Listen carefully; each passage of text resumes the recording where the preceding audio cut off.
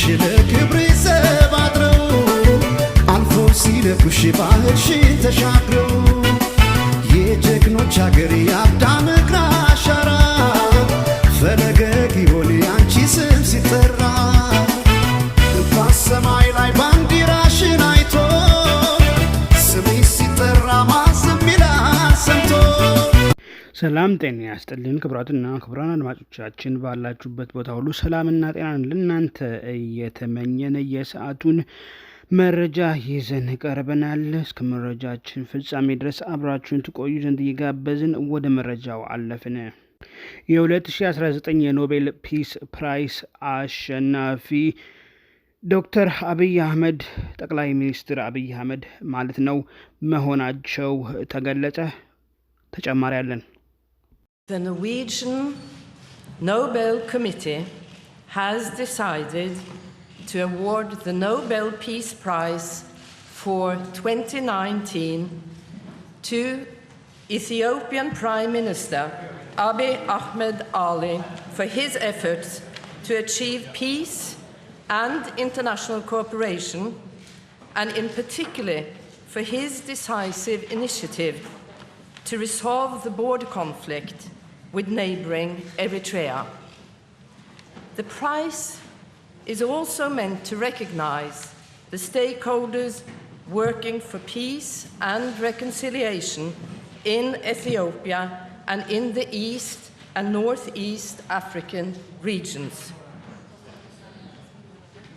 When Abiy Ahmed became Prime Minister in April 2018, he made it clear that he wished to resume peace talks with Eritrea. In close cooperation with Isaias Afwerki, the president of Eritrea, Abiy Ahmed quickly worked out the principles for a peace agreement to end the long no peace, no war stalemate between the two countries. These principles are set out in the declarations that Prime Minister Abiy and President Afwerki signed in Asmara and Jeddah in July and September.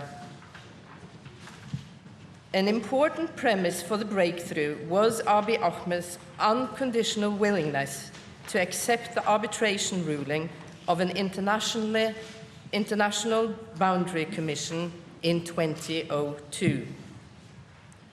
Now, peace does not arise from the actions of one party alone. When Prime Minister Abiy reached out his hand, President Afwerki grasped it and helped to formalize the peace process between the two countries. The Norwegian Nobel Committee hopes the peace agreement will help to bring about positive change for the entire populations of Ethiopia and Eritrea. In Ethiopia, even if much work remains, Abiy Ahmed has initiated important reforms that give many citizens hope for a better life and a brighter future. He spent his first 100 days as Prime Minister lifting the country's state of emergency, granting amnesty to thousands of political prisoners, discontinuing media censorship, legalizing outlaw opposition groups, dismissing military and civilian leaders who were suspected of corruption, and significantly increasing the influence of women in Ethiopian political and community life. He has also pledged to strengthen democracy by holding free and fair elections. In the wake of the peace process with Eritrea, Prime Minister Abiy has engaged in other peace and reconciliation processes in East and Northeast Africa. In September 2018, he and his government contributed actively to the normalization of diplomatic relations between Eritrea and Djibouti after many years of political hostility. Additionally, Abiy Ahmed has sought to mediate between Kenya and Somalia in their protracted conflict over rights to a disputed marine area. There is now hope for a resolution to this conflict. And in Sudan, the military regime and the opposition have returned to the negotiating table. And on 17th of August, they released a joint draft of a new constitution intended to secure a peaceful transition to civil rule in the country. Prime Minister Abiy played a key role in the process that led to the agreement. Ethiopia is a country of many different languages and peoples. Lately, old ethnic rivalries have flared up. According to international observers, up to 3 million Ethiopians may be internally displaced. This is in addition to the million or so refugees and asylum seekers from neighboring countries. As Prime Minister, Abiy Ahmed has sought to promote reconciliation, solidarity, and social justice. However, many challenges remain unresolved. Ethnic strife continues to escalate, and we have seen troubling examples of this in recent weeks and months. No doubt, some people will think this year's prize is being awarded too early. The Norwegian Nobel Committee believes it is now that Abiy Ahmed's efforts deserve recognition and need encouragement. The Norwegian Nobel Committee hopes that the Nobel Prize will strengthen Prime Minister Abiy in his important work for peace and reconciliation. Ethiopia is Africa's second most populous country and East Africa's largest economy. A peaceful, stable and successful Ethiopia will have many positive side effects and will help to strengthen fraternity among nations and peoples in this region. With the provisions of Alfred Nobel's will firmly in mind, the Norwegian Nobel Committee sees Abiy Ahmed as the person who, in the preceding year, has done the most to deserve the Nobel Peace Prize for 2019. Thank you very much for your attention. Ethiopian Prime Minister Abiy Ahmed has been announced as this year's winner of the Nobel Peace Prize. The award is in recognition for his efforts in achieving peace and international cooperation. Ethiopia reached a peace deal with Eritrea last year, ending a 20-year military stalemate following their border war. Ahmed will receive the award in December in Oslo. Well, for more on this story, we're joined by our foreign editor, Sophie Mukwena. Thanks very much for joining us. This is great news for the Ethiopian Prime Minister. Your interpretation? It is not only great news for the Ethiopian Prime Minister, but also for the continent. When I heard who were the contenders for this prize, I knew that this was going to Africa. Because when you look at the people who are lobbying to be nominated and also to receive the award, among them Donald Trump, his intervention on the North Korean question, but unfortunately when you look at what he has achieved, it comes to naught. But when you look at the Prime Minister in Ethiopia, he has done a lot. The good thing also is that he is the youngest leader on the continent. He's very, very young. And you have a situation where a young person taking over to lead his country and leading by example, starting with a process to unite his country, but also reaching out to all the neighbors, you know, the peace talks with Eritrea that has led to a situation where today we see the Ethiopian airline flying to Eritrea. Not only that, in the Horn of Africa, he's working very hard to reach out to the neighbors like your Kenya, you talk about Somalia, and the rest of the continent. Therefore, it is good news for Africa, not only for Ethiopia, but also for the Horn of Africa. And the other issue to note that now he's following the footsteps of people like Chief Albert Lutuli Mandela and the rest. And therefore, it is a good story to tell. Yes. And as Africa, we are saying we are capable. There are young people who can lead this continent. And the great thing about him is that he wasted no time about it. As soon as he got into office, he wasted little time. He decided to just get straight into talks with Eritrea. And now that relations are better between the two countries, what's the situation economically for both countries? Both countries are benefiting because now there's movement of goods and services and people. But not only that, even in Sudan, you know that in Khartoum, the stalemate between the military and the civilians, he is the person who brokered the peace. And today we have interim government, even though it's not perfect, but he was able to silence the guns there because people were dying. The only thing that we have to pay attention to is to ensure that as these talks are taking place, women are there, they are involved, particularly in Sudan where women led the struggle. He didn't only do that, he has also affirmed or really given women space to lead and to build the country. You know, the current president in Ethiopia, a woman, people may argue that it's a ceremonial position, but when you look at her involvement on the multilateral fora, the Prime Minister has decided to focus on internal matters and be home most of the time, yes, but send the president to represent the country, even where, as the Prime Minister, he's supposed to be. Secondly, the Chief Justice in Ethiopia, a woman, the person who's the head of the Electoral Commission in that country preparing for election, former opposition leader, former activist who was in exile, brought back in the country to lead the process for preparations for elections. Even though there's resistance internally, but he's working very, very hard to ensure that Ethiopia is at peace, Ethiopia is flourishing, but secondly, the region, the Horn of Africa is at peace, and also East Africa is at peace, and of course the continent is at peace.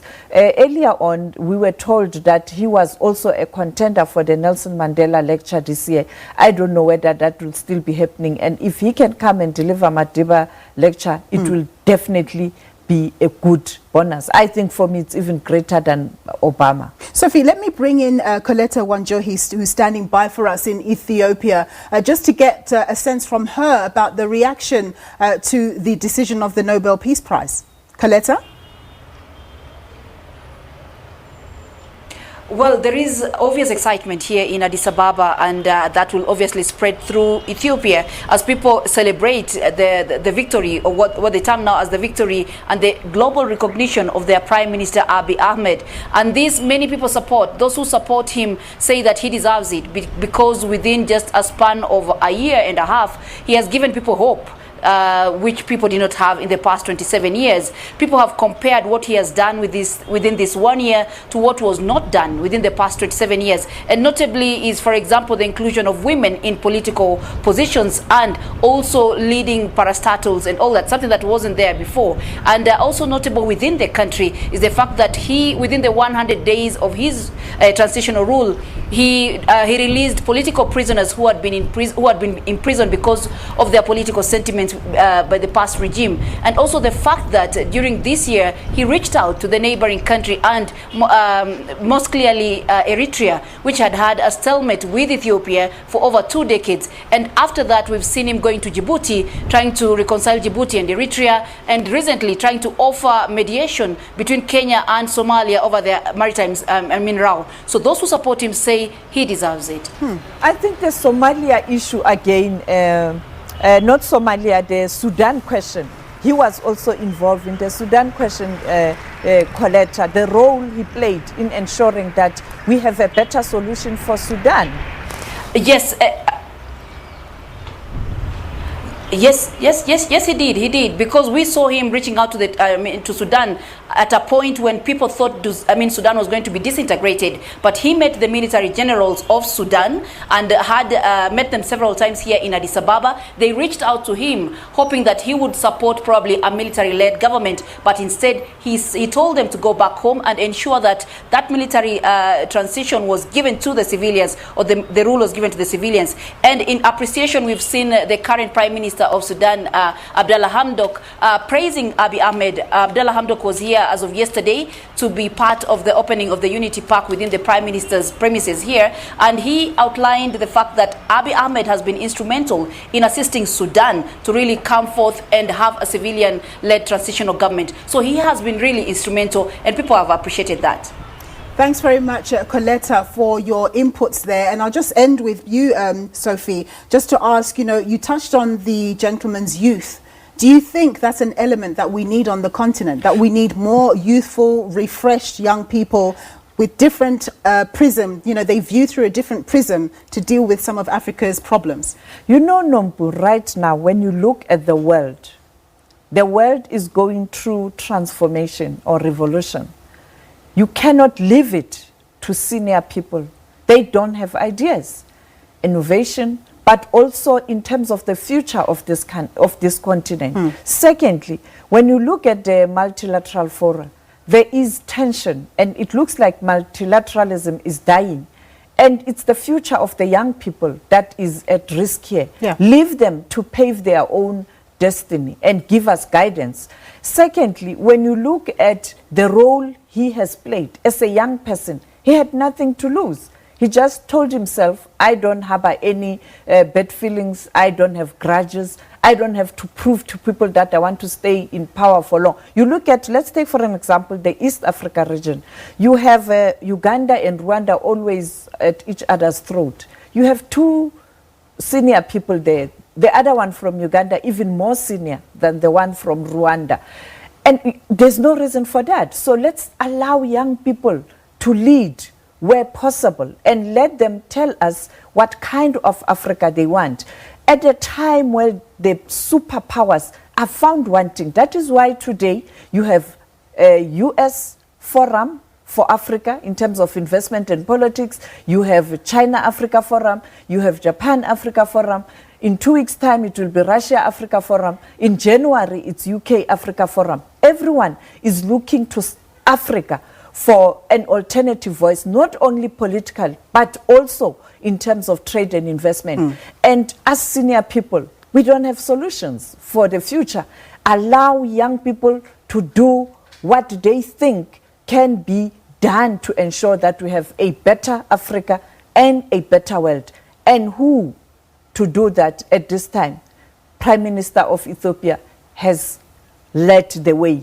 And let's all look at young people and give them a chance to prove themselves. Well emphasized. Thanks very much, our foreign editor, Sophie Mukwena. And of course, we were speaking earlier to Coletta Wanjohi, who's standing by for us there in Ethiopia. We're going to go for a quick break. More news for you thereafter.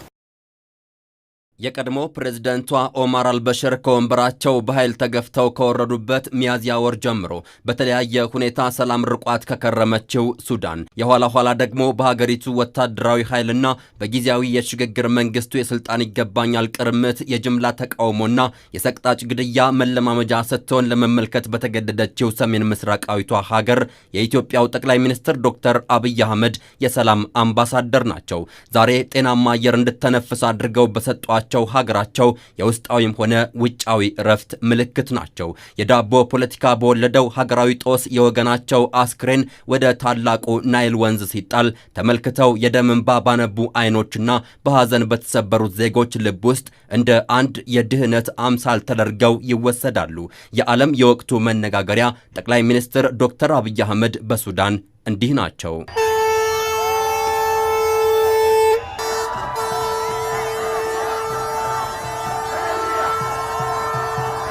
ይህ ክስተት ከ3 ወራት የተሻገረ ታሪክ ባይኖረውም የነገረ እሳቱ የጀመረው ግን 2 ዓመታትን የኋሊት ተጉዘን በፈረንጆቹ ዲሴምበር 2018 መሆኑን ስናስብ ማብቂያው ቅርብ አይመስልም ነበር ያስብላል። እስከ ቅርቡ ወርሃ ነሐሴ ፍሙን ለመዲናዋ ካርቱምና ለሌሎች የሱዳን ከተሞች ሲረጭ በቆየው የሱዳን ተቃውሞ ፖለቲካ ጠቅላይ ሚኒስትር ዶክተር አብይ አህመድ አደራዳሪ የሰላም እጃቸውን ዘርግተው ሀገሪቱን በቀላሉ ከጥፋት ዜጎቿንም ከሞትና አካል ጉዳት መታደጋቸው የተላላቅ መገናኛ ብዙሃን አውታሮችንም ቀልብ ቆንጥጦ የያዘ ሁነት ነበር። ተግባሩ ከሀገር ከቀጠናና ከዓለም የሰላም ትብብር አኳያ አንድምታው ብዙ ሆኖ ተገኝቷልና ኦስሎ የሚገኘው የኖርዌዩ የኖቤል የሰላም ኮሚቴ ነገሮችን ከስረ መሰረታቸው አመሳክሮ ይገባውታል ብሎ ከሰጣቸው የዛሬው የሰላም ሽልማት ውስጥም ይህ ባለም አቀፍ ማህበረሰብ ሚና በኩል ተመዝግቦ ይገኛል። To Ethiopian Prime Minister Abiy Ahmed Ali for his efforts በኦማር አልበሽር ከስልጣን መወገድ ያበቃል ተብሎ በተጠበቀው የሱዳን ተቃውሞ የተለያዩ የውጭ ሀገራት ጣልቃ ገብነት ከሀገሪቱ ጋር እንዳላቸው አስተላለፍ በወገን መታየት መጀመሩ ለግልጽ ጦርነት የዋዜማውን ያህል ተቆጥሮ ነበር። በራስ ኃይሎች የውስጥ ፍላጎት በተለያየ ጽንፍ ተወጥራ ስምምነት በናፈቃት ሱዳን ላይ ይህ አባባሽ ሁኔታ ለጠቅላይ ሚኒስትር አብይ አህመድ የእርቅ ጉዞ አደናቃፊ ሆኖም ለማስቸገር ሲዳዳው ተመልክተናል። ለ30 ዓመታት ሱዳንን ካስተዳደሩት በሽር ስንበት በኋላ የሀገሪቱን ህልውና የማስቀጠል ኃላፊነት የወሰደው ባለ7 አባሉ የሽግግር ምክር ቤት በጀነራል አብዱል ፈታህ አብዱል ራሂም ቡርሃን እየተመራም የጸጥታ ኃይሉን ጉልበት መመከት አለመቻሉ ይልቁንም ለተበታተነ የጸጥታ ኃይልና ለፓርላሜንታዊ ተቋማት መንገዳገድ በር የከፈተ ድክመት እየሆነ መምጣቱ ውጥረት በነገሰባቷ ሱዳን ሌላ ስጋት አጭሮ ነበር። በተለይ ደግሞ በሰኔ ወር መግቢያ የደረሰው ጥቃት ወታደራዊ ኃይሉ ባለም አቀፍ ደረጃ ውግዘት እንዲገጥመው አድርጎ ነበር። የሽግግር ምክር ቤቱ ግን በዚህ አጣብቂኝ ወቅት በነገሮች መወሳሰብ መራር ሐዘኑን ከመግለጽ ውጪ አማራጭ አልነበረውም። እዚህ ጋም የጠቅላይ ሚኒስትር ዶክተር አብይ አህመድ ስም በጉልህ ይጠቀሳል። ኢኮኖሚያዊ መነሻ ይዞ የተነሳው ተቃውሞ የሱዳናውያንን ዘገምተኛ ያኗኗር ጉዞ ወደ ዘወትራዊ ጭንቅ ጥብ ቀየረው። ሱዳን በዚህ መላወሻ ባጣችበት ወቅት ነው የጠቅላይ ሚኒስትር ዶክተር አብይ አህመድና የልዑካቸው የሰላም አሸማጋይነት ከነ እልባቱ ብቅ ያለላት። ወታደራዊ ኃይሉና ተቃዋሚዎችም በወርሃ ነሐሴ የመጀመሪያ ሳምንት ፍትሐዊ የስልጣን ክፍፍል ለማድረግና በጋራ ለመስራት ከዘርፈ ብዙ ስምምነቶች ላይ ለመድረስ የቻሉት ደግሞ በዛሬው የሰላም ሰው ዶክተር አብይ አህመድ አማካይነት ነው። ከዚያ ጊዜ ጀምሮ ነው በሱዳንና በዙሪያዋ ሲያንዣብብ የነበረው የግጭት መንፈስ ቀልጦ ለ39 ሳምንታት ከዘለቀ የጋራ ስልጣን ጊዜ በኋላ ህዝባዊ ምርጫ በማካሄድ ሀገረ ሱዳንን ወደ ቀድሞው ብቻ ሳይሆን ከዚያም ወደሚልቅ ደስታ ለመመለስ ተቀናቃኞቹ ይሁንታቸውን የሰጡት። ይህንን የዶክተር አብይ ውለታ ያገናዘበችው ሱዳን የቤቷ ሰላም መጽናቱን ባረጋገጠችበት ማግስት ፈጣን የሚባል የምስጋና ዕድል ለኢትዮጵያ እንደ መሪም እንደ ሀገርም ፈጥራለች።